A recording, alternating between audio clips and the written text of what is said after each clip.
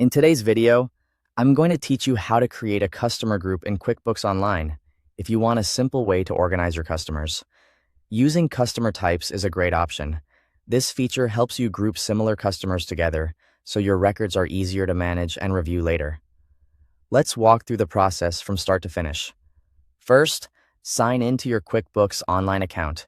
Make sure you're logged into the correct company file before you begin, especially if you manage more than one account. Once you're in, go to Customers. This is where you'll manage your customer list and make updates to individual profiles. Inside that area, click Customer Types. This section allows you to create labels or groups that you can assign to customers for better organization. Next, click New Customer Type. A form will appear where you can create your new group.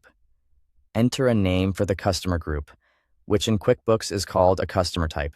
Choose a name that is clear and easy to recognize, since this will help you stay consistent when assigning customers later. After entering the name, click Save.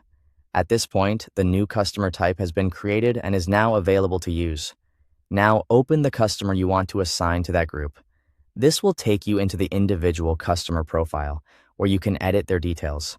Look for the customer type field and select the customer type you just created from the list. This connects that customer to the new group. Once you've selected it, save the customer record. That confirms the change and updates the profile. If you want to place more customers into the same group, simply repeat the same process for each one. Open the customer profile, choose the correct customer type, and save again.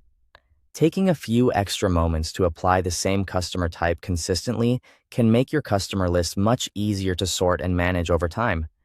This is especially helpful if you want to separate customers by category, business type, or any internal system that makes sense for your workflow.